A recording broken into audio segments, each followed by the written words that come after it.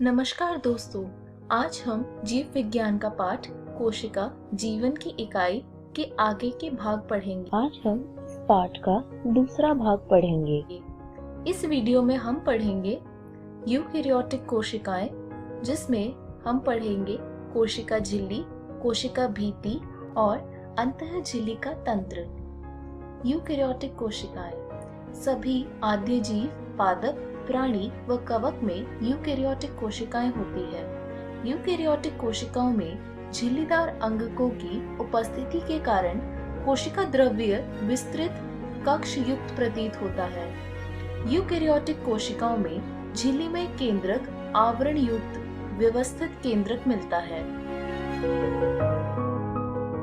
इसके अतिरिक्त यूकेरियोटिक कोशिकाओं में विभिन्न प्रकार के जटिल गतिकीय एवं कोशिकीय कंकाल जैसी संरचना मिलती है।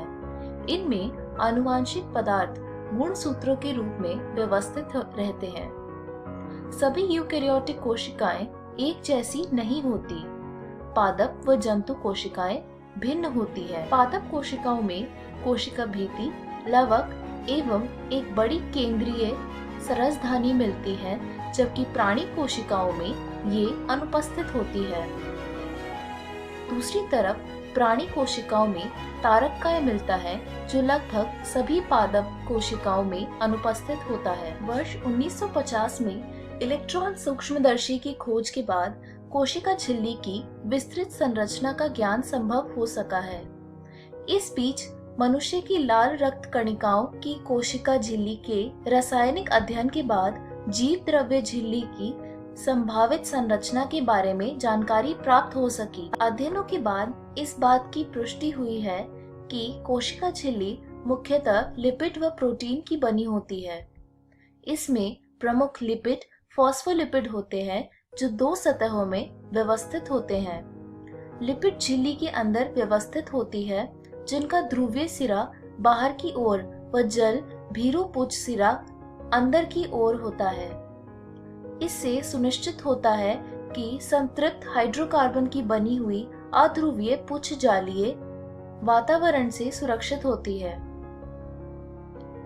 इसके अतिरिक्त फॉस्फोलिपिड झिल्ली में कोलेस्ट्रॉल भी होता है।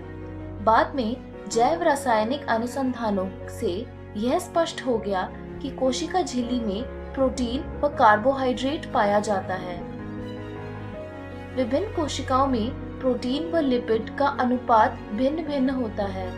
मनुष्य के रुधिराणु यानी एरिथ्रोसाइट की झिल्ली में लगभग 52% प्रोटीन व 40% लिपिड मिलता है। झिल्ली में पाए जाने वाले प्रोटीन को अलग करने की सुविधा के आधार पर दो अंगभूत व परिधीय प्रोटीन भागों में विभक्त कर सकते हैं। परिधीय प्रोटीन झिल्ली की सतह पर होता है, जबकि अंगभूत प्रोटीन आंशिका या पूर्ण रूप से झिल्ली में धसे होते हैं। कोशिका झिल्ली का उन्नत नमूना 1972 में सिंगर व निकोलसन द्वारा प्रतिपादित किया गया, जिसे तरल करमीर नमूना के रूप में व्यापक रूप से स्वीकार कर लिया गया। इसके अनुसार लिपिड की अधरतलीय प्रकृति के कारण फॉस्फोलिपिड द्विसतह के भीतर प्रोटीन पार्श्विक गति करता है। झिल्ली के भीतर गति करने की क्षमता उसकी तरलता पर निर्भर करती है। झिल्ली की तरलीय प्रकृति इसके कार्य जैसे कोशिका वृद्धि, अंतरकोशिकीय संयोजन का निर्माण, स्रवण, अंतकोशिक और कोशिका विभाजन होता है। जीव द्रव्य झिल्ली का सर्वाधिक महत्वपूर्ण कार्य यह है कि इससे अणुओं का परिवहन होता है। यह झिल्ली इसके दोनों तरफ मिलने वाली अणुओं के लिए चयनित पारगम्य है। कुछ अणु बिना ऊर्जा की आवश्यकता के इस झिल्ली से होकर आते हैं, जिसे निष्क्रिय परिवहन कहते हैं। उदासीन विलय सांद्र प्रवणता के अनुसार जैसे उच्च सांद्रता से निम्न सांद्रता की ओर साधारण विसरण द्वारा इस झिल्ली से होकर जाते हैं। जल भी इसी झिल्ली से उच्च सांद्रता से निम्न सांद्रता की ओर गति करता है। विसरण द्वारा जल का प्रवाह को परासरण कहते हैं। चूंकि ध्रुवीय अणु जो अध्रुवीय लिपिड द्विसतह से होकर नहीं जा सकते, उन्हें झिल्ली से होकर परिवहन के लिए झिल्ली की वाहक प्रोटीन की आवश्यकता होती है।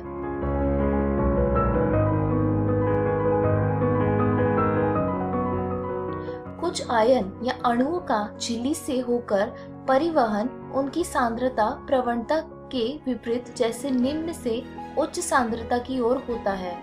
इस प्रकार के परिवहन हेतु ऊर्जा आधारित प्रक्रिया होती है, जिसमें एटीपी का उपयोग होता है, जिसे सक्रिय परिवहन कहते हैं। यह एक पंप के रूप में कार्य करता है, जैसे सोडियम आपन पोटेशियम आपन पंप। कवक व पौधों की जीव द्रव्य झिल्ली के बाहर पाए जाने वाले दृढ़ निर्जीव आवरण को कोशिका भित्ति कहते हैं।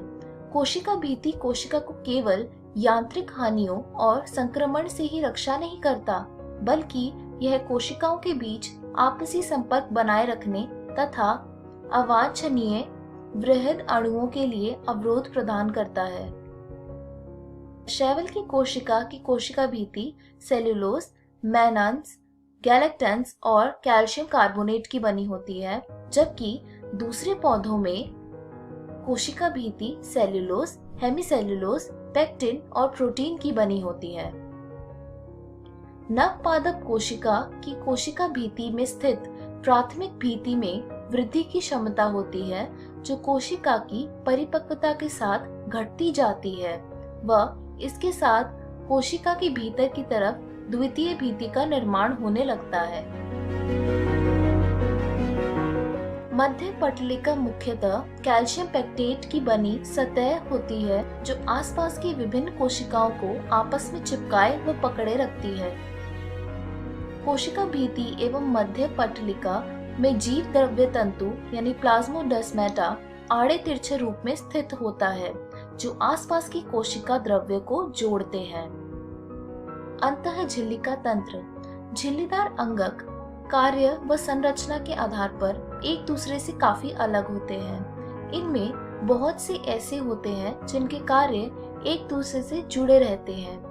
उन्हें अंतः झिल्लिका तंत्र के अंतर्गत रखते हैं। इस तंत्र के अंतर्गत अंतर्द्रव्य जालिका, गोल्जिकाय, लयनकाय और राजधानी अंग आते हैं। सूत्रकणिका यानी माइटोकॉन्ड्रिया, हरित लवक व परऑक्सीजोम का कार्य उपरोक्त अंगों से संबंधित नहीं होता, इसलिए इन्हें अंतः झिल्लिका तंत्र के अंतर्गत नहीं रखते हैं। अंतर्द्रव्य जालिका यानी एंडोप्लाज्मिक रेटिकुलम। इलेक्ट्रॉन सूक्ष्मदर्शी के अध्ययन के पश्चात यह पता चला कि यूकैरियोटिक कोशिकाओं की कोशिका द्रव्य में चपटे आपस में जुड़े थैले युक्त छोटी नलिकावत जालिका तंत्र बिखरा रहता है, जिसे अंतर्द्रव्य जालिका कहते हैं। प्राय राइबोसोम अंतर्द्रव्य जालिका की बाहरी सतह पर चिपके रहते हैं। जिस अंतर्द्रव्य जालिका की सतह पर ये राइबोसोम मिलते हैं, उसे खुरदरी अंतर्द्रव्य जालिका कहते हैं। राइबोसोम की अनुपस्थिति पर अंतर्द्रव्य जालिका चिकनी लगती है, अतः इसे चिकनी अंतर्द्रव्य जालिका कहते हैं। जो कोशिकाएं प्रोटीन संश्लेषण एवं स्रवण में सक्रिय भाग लेती हैं, उनमें खुरदरी अंतःप्रद्रव्य जालिका बहुतायत से मिलती है। ये काफी फैली हुई तथा केंद्रक की बाह्य झिल्लिका तक फैली होती है।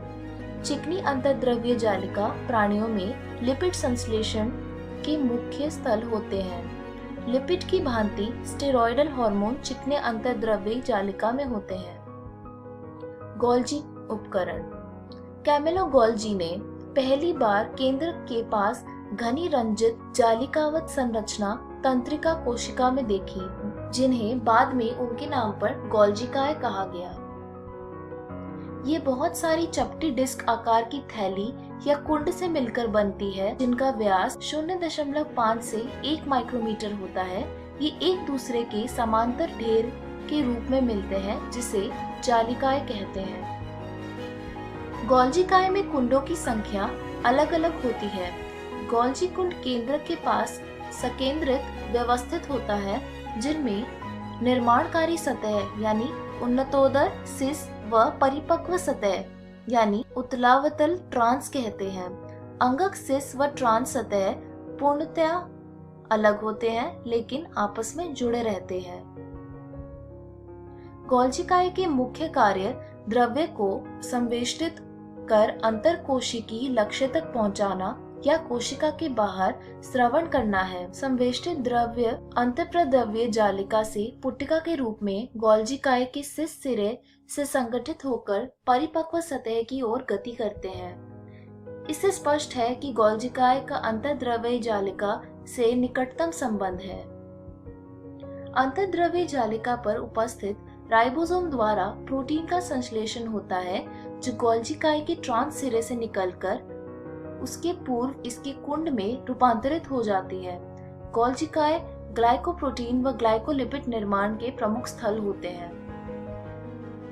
लैनकाय यानी लाइसोसोम, यह झिल्ली पुट्टिका संरचना होती है जो संवेष्टन विधि द्वारा गोल्जिकाय में बनते हैं। पृथकीकृत लैनकाय पुट्टिकाओं में सभी प्रकार की जल उपघटीय एंजाइम जैसे हाइड्रोलेजेस, लाइपेज, प्रोटीएज और कार्बोहाइड्रेस मौजूद होता है, जो अम्लीय परिस्थितियों में सर्वाधिक सक्रिय होते हैं।